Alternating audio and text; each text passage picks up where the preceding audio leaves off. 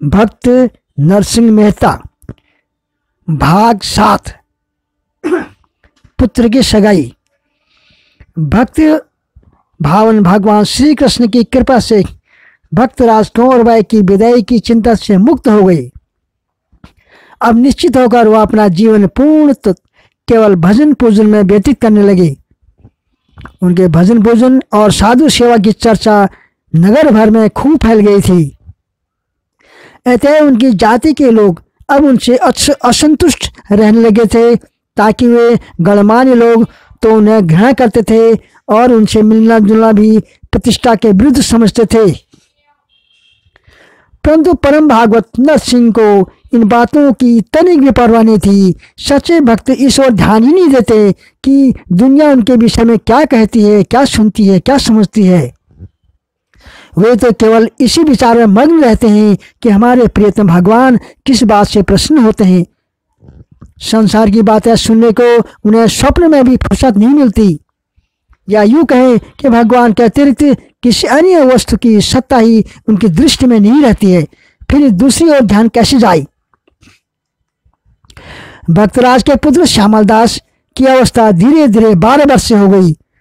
माणीबाई ने देखा कि अब लड़का भी विवाह योग्य होने को आया और हमारे घर में खाने का भी ठिकाना नहीं है।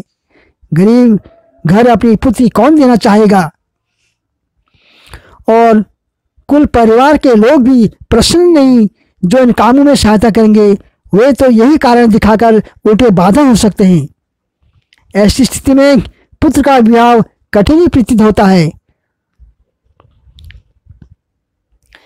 एक दिन उसने अपनी चिंता प्रकट की। पति ने कहा, प्रिय, तुम व्यर्थ दुख क्यों करती हो? चिंता छोड़ो, केवल श्री कृष्ण का ध्यान करो, सदा मन में उन्हीं को रखो। वह दयालु प्रभु अपने आप हमारे सारे कार्य यथा समय करते रहेंगे। वह स्वयं हमारे लिए चिंतित होंगे। उन्हीं दिनों गुजरात के बड़नगर नामक शहर के रहने वाले मदन मेहता की पुत्री के लिए एक सुयोग्य वर की खोज चल रही थी। मदन मेहता एक प्रतिष्ठित नागर गृहस्थ थे। वह स्वयं एक राज्य के दीवान के पद पर थे और 8-10 लाख की संपत्ति भी उनके पास थी। ये उस समय की बात है, आज कलयुग का नहीं है। उनकी रूपशील से युक्त पुत्री जूठीबाई विवाह योग्य हो गई थी। उन्होंने कई जगह सुयोग्य वर की खोज की, परंतु कहीं उनका मन नहीं जमा। अंत में कुल परिवार के लोगों को एकत्र होकर उन्हें पूछा कि पुत्री का विवाह कहाँ करना चाहिए। सब लोगों ने राय दी कि आसपास तो हमारे योग्य कोई गृहस्थ नहीं है। जूनागढ़ में हमारे जाति के 700 घर बसते हैं, अतः वहां कोई योग्य वर अवश्य मिल जाएगा। सगे संबंधियों की सलाह के अनुसार मदन मेहता ने अपने कुल पुरोहित को एक सुंदर, सुशील, कुलीन और गुणवान वर की खोज करने के लिए वाहन तथा द्रव्यादि देकर जूनागढ़ भेज दिया। मदन मेहता के एक सहपाठी मित्र सारंगधर जूनागढ़ में रहते थे, अतः उन्होंने उनके नाम एक पत्र भी पुरोहित को दे दिया। पुरोहित जी को सब लोग दीक्षित नाम से पुकारते थे। जूनागढ़ के जिस मोहल्ले में नागर लोगों की घनी बस्ती थी, उसके बीच में एक चबूतरा बना हुआ था, जिस पर शाम को बहुत सारे लोग बैठकर गपशप किया करते थे। उस दिन भी कुछ लोग बैठकर बातें कर रहे थे। दीक्षित जी का रथ आकर खड़ा हुआ। सब लोग का ध्यान उस ओर आकर्षित हो गया। दीक्षित जी ने पूछा, महोदय, सारंग जी मेहता का घर कहाँ पर है? सारंगधर मेहता नागर जाति का एक प्रतिष्ठित गृहस्थ था। उस समय वह भी वहां मौजूद था। उसने उत्तर दिया, कहिए महोदय, आप कहाँ से पधार रहे हैं? क्या काम है? मुझे ही लोग सारंगधर कहते हैं। दीक्षित जी ने रथ से उतरकर यजमान की दी हुई चिट्ठी उसके हाथ में दे दी। चिट्ठी खोलकर वह बाँचने लगा। प्रिय मित्र श्री सारंगधर जी, सप्रेम प्रणाम। आपके पास अपने कुल पुरोहित श्री दीक्षित जी को भेज रहा हूँ। मेरी पुत्री जूठीबाई की अवस्था अब विवाह योग्य हो गई है। कृपा कर अपने यहाँ किसी कुलीन घर में एक रूपशील युक्त सुयोग्य वर देखकर संबंध करा दीजिएगा। आपको अपना अभिन्न मित्र जानकर यह कष्ट दे रहा हूं, आपका मदन मेहता। सारंगधर जी पत्र पढ़कर उठ खड़ा हुआ और दीक्षित जी को लेकर अपने घर आया। दीक्षित जी का उचित सत्कार कर उसने अपने मित्र मदन राय जी का कुशल समाचार पूछा।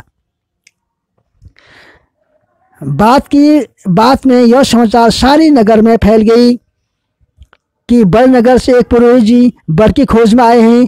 चारों ओर एक न एक बहाना बनाकर लेकर लोग सारंगधर जी के घर एकत्र होने लगे। जो आता वही पहले अनजान की तरह दीक्षित जी का और इशारा करते प्रश्न करता कि ये सारंगधर जी, आप महोदय कौन हैं? सारंगधर जी सबको ये उत्तर देता, आप बड़े नगर के मेरे मित्र मदन राय जी के पुरोहित हैं। मेरे मित्र की कन्या के लिए एक सुयोग्य वर की खोज में आए हैं। वर की खोज में आए हुए मनुष्य को देखकर प्रायः गृहस्थ लोग चंचल हो उठते हैं। जो लोग विशेष स्वार्थी होते हैं उनका तो कहना ही क्या, वे तो एन केन प्रकार अपना काम बनाने के लिए बेचैन हो उठते हैं। ऐसे कुछ लोग वहां आ बैठे थे, अपने को रोक न सके, उन्होंने अपनी राय प्रकट करना शुरू कर दिया। किसी ने प्रकारांतर से अपने पुत्र की गुणगान कर डाला, किसी ने अपने मित्र की कुशलीन का बखान कर डाला, किसी ने अपने संबंधी की उन्नति का रोचक वर्णन सुनाया, किसी ने व्यापार चतुर वर्ग का, किसी ने उच्च पद का वर्ग का, किसी ने सुंदर और सुशील वर्ग का और किसी ने विद्या व्यसनी वर्ग का पता बताया। दीक्षित जी चुपचाप सब बातें सुनते रहे। दूसरे दिन सारंगधर जी दीक्षित जी को साथ लेकर घर वर दिखाने चला। उसने अपने मित्र कृष्ण राय की रास्ते में खूब प्रशंसा की और उनके दरवाजे पर पहुंचा। कृष्ण राय ने दीक्षित जी का खूब आदर सत्कार किया। प्रकारांतर से अपने धन और प्रतिष्ठा का भी कुछ जिक्र कर डाला और पुत्र को कपड़े लत्ते से सजाकर सामने बैठा दिया। दीक्षित जी ने उनसे पूछा, तुम्हारा नाम क्या है? तुम्हारा नाम क्या है? परंतु वह चुपचाप रहा। दीक्षित जी ने पुनः वही प्रश्न दोहराया। लड़के ने कुछ घबराहट के साथ पूछा, क्या पूछ रहे हैं? बस दीक्षित जी ने ताड़ लिया कि लड़का बधिर है। उन्होंने सारंगधर जी से वहां से उठने का संकेत कर दिया। वहां से उठकर सारंगधर जी आगे बढ़े। उसने कृष्ण राय का पुत्र दिखाने की यथार्थ को समझाने की चेष्टा की और फिर दूसरे मित्र अति सुखराय की ओर भी बढ़ाई की। अति सुखराम ने भी दीक्षित जी को आकृष्ट करने का भरपूर प्रयत्न किया। दरवाजे पर बैठे हुए कुछ गांव के लोगों ने भी उनकी प्रशंसा का पुल बांध दिया।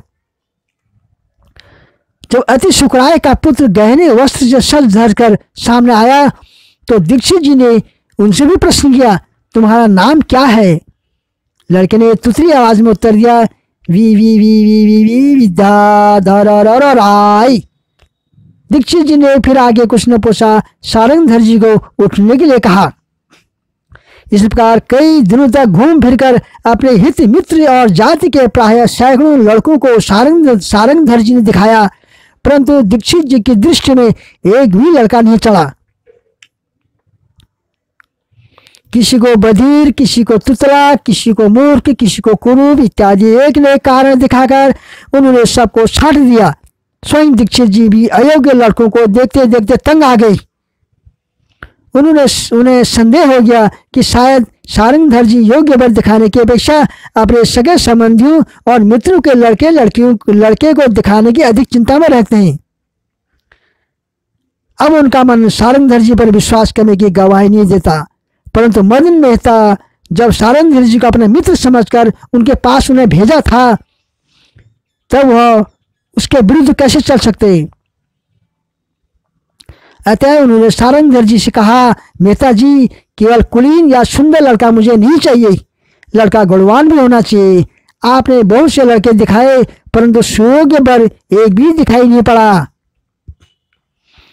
सारंगधर जी भी इधर दीक्षित जी की चाल से तंग आ गया। उन्होंने सोचा, यह बड़ा विलक्षण आदमी है, इसे कोई लड़का पसंद ही नहीं आता। यह अपने को बड़ा चालाक समझता है। अब मैं ऐसा घर बताता हूँ कि यह भी याद रखेगा। सारंगधर जी ने मुस्कुराते हुए दीक्षित जी से कहा, दीक्षित जी, आप मेरे जाति के सैकड़ों लड़के देख चुके। अब मैं अपनी जाति के मुखिया का एक लड़का दिखाता हूँ। मुझे आशा है वह लड़का आपको अवश्य पसंद आ जाएगा। बहुत तरह की चीज़ें दिखाने के बाद अच्छी चीज़ दिखाने पर भी उसका मूल्य ठीक समझ में आता है। दीक्षित जी ने कहा, अच्छा, अंत में दिखाइए, पर दिखाइए स्वयं। सब अधिक तरह की चीज़ें देखने की मेरी इच्छा नहीं है। अब तो काम खत्म करके मैं शीघ्र वापस जाना चाहता हूँ। सारंगधर जी मन में मजाक का भाव लेकर दूसरे ही इशारा करते हुए कहा, वह देखिए, स्वर्ण कलश वाला जो मंदिर दिखाई देता है वह नरसिंह मेहता जी का घर है। वे बड़े ही कुलीन और भगवत भक्त गृहस्थ हैं। उनका व्यवहार बड़ा सच्चा है और उन्होंने धन भी खूब एकत्र जमा कर रखा है। उनका पुत्र भी हर तरह से योग्य है। वहाँ आपको पूर्ण संतोष होगा। वहाँ मेरे जाने की कोई विशेष आवश्यकता नहीं है। अच्छा महाराज, नमस्कार, मैं अभी वहाँ जाता हूँ। यदि सब प्रकार से संतोष हो जाएगा तो मैं अवश्य संबंध कर लूँगा, और नहीं तो किसी दूसरे स्थान के लिए रवाना हो जाऊँगा। बस आज्ञा दीजिए। इस तरह कहते हुए दीक्षित जी ने विदा मांग ली। अच्छा महाराज, नमस्कार कहकर सारंगधर जी भी मस्तक झुकाकर और हाथ जोड़कर विदा लिया। दीक्षित जी तुरंत नरसिंह मेहता जी के घर पहुंचे। उस दिन कोई व्रत उत्सव था। भक्तराज हरि कीर्तन में संलग्न थे। उनकी एकाग्रता और तन्मयता देखकर दीक्षित जी दंग रह गए। उन्होंने अपने मन में विचार किया, भगवान की लीला भी विचित्र है। सारे जूनागढ़ में केवल यही एक घर ऐसा मिला है जहां आते ही चित्त को शांति प्राप्त हो रही है। यह घर जैसा पवित्र है, वैसा ही वर भी मिल जाए तो मदन मेहता की पुत्री का भाग्य ही खुल जाए। दीक्षित जी को यथाचित सत्कार करके बैठा दिया गया। मध्याह्न समय हरि कीर्तन समाप्त हुआ। दीक्षित जी ने भक्तराज के पास आकर अभिवादन किया। भक्तराज जी ने उन्हें भगवान का प्रसाद देकर प्रश्न किया, आपका शुभ निवास कहाँ है? भक्तराज, मैं बड़ा नगर के दीवान मदन राय जी की पुत्री का संबंध करने के लिए यहाँ कुछ दिनों से आया हूँ। सौभाग्य से आज आपके दर्शन करने का भी अवसर प्राप्त हुआ है। सुना है आपके भी एक विवाह योग्य पुत्र है, कृपया उसे मुझे दिखाइए। दीक्षित जी ने नम्रतापूर्वक कहा, महोदय, इस शहर में 700 नागर गृहस्थ के घर हैं और प्रायः सभी धनाढ्य और कुलीन हैं। आप जो जानते ही हैं, यथा शिवितम सनर कुलीन सपंडित सश्रुतिमान गुणज्ञ स्वयं वक्ता सच दर्शनीय सर्वे गुणा कांचन आश्रयन्ते। अर्थात जिसके पास धन है वही मनुष्य कुलीन है, वही पंडित है, वही वेद विद्य है, वही गुणवान है, वही वक्ता है और वही दर्शनीय है। सब गुण एक कंचन का ही आश्रय करके रहते हैं। इसी नीति के अनुसार न तो मैं कुलीन हूँ, न गुणवान, न पंडित, न मैं केवल राधेश्याम का एक नाम मात्र जानता हूँ। मैं तो केवल राधेश्याम को ही जानता हूँ करे। नरसिंह राम मेहता ने साफ साफ अपने सच्चे प्रसिद्ध का वर्णन कर दिया। भक्त शिरोमणि लक्ष्मी तो चंचला है, वह कभी आती है कभी जाती है। जो मनुष्य आज अतुल धन का स्वामी है, कल वही रास्ते पर भीख मांगते हुए देखा जाता है। इसलिए महता लोग देववान को सच्चा धनवान ही मानते। कबीरदास ने कहा, कबीरा सब जगत निर्धना, धनवंता नहीं कोई, धनवंता सोई जानिए राम धनी हो जाए। इस संसार में सब निर्धन ही है, कोई धनवान नहीं है। धनवान तो उसे ही जानना चाहिए जिसके पास राम धन हो। महाराज, केवल आपके पास ही यह सच्चा रामधन है, यह मैं प्रत्यक्ष देख रहा हूं। अतः आप मुझे भ्रम में न डालिए और अपने पुत्र को मुझे दिखाइए। दीक्षित जी ने सच्चे धन की व्याख्या करते हुए कहा। मेहता जी ने श्यामलदास को बुलाया। परमात्मा की कृपा दीक्षित जी को श्यामलदास का मुखमंडल चंद्रमा के समान सुनाक्ति युक्त दिखाई पड़ा। उसके अलौकिक तेज मूर्ति को देखकर वह अत्यंत प्रसन्न हुआ। उन्होंने सामुद्रिक विद्या के अनुसार श्यामलदास में अनेक शुभ लक्षण देखे। उन्होंने तुरंत श्यामलदास के हाथ में श्रीफल तथा स्वर्ण मुद्रा देकर सलाट पर तिलक लगा दिया। फिर प्रसन्नता के साथ बोले, भक्तराज मदन राय की पुत्री जूठीबाई के साथ आज मैं श्यामलदास का संबंध करता हूँ। जैसी परमात्मा की इच्छा कहकर भक्तराज ने अपनी निर्लजता प्रकट की। इतने में माणिकबाई भी वहां पहुंच गई। पुत्र का संबंध हो जाने के बाद जानकर माता का हृदय कितना पुलकित हुआ, इसे कौन कह सकता है। इस निर्धनता में भी अपने सौभाग्य की बात सोचकर आनंद के मारे उनके नेत्र गिले हो गए। दूसरे दिन दीक्षित जी बड़नागर के लिए विदा हो गए। उन्होंने बड़नागर पहुंचकर अपने यजमान के सामने नरसिंहराव की अपूर्व भक्ति, सज्जनता, सच्चाई आदि का खूब बखान किया। श्यामलदास के रूप में शील और सुलक्षण का वर्णन करते हुए जूठीबाई के सौभाग्य के लिए उन्हें बधाई दी। मदन राय का सारा परिवार उनके वर्णन को सुनकर बड़ा आनंदित हुआ। नरसिंहराव की निर्धनता पर मदन राय बड़े उत्साह के साथ कहा कि जब कुल शिलादी में सब तरह से योग्य है तो फिर धन की कोई चिंता नहीं। भगवान ने भरपूर दिया है। 7-8 लाख की संपत्ति में 1-8 लाख भी उन्हें देने से उनका कष्ट दूर हो जाएगा।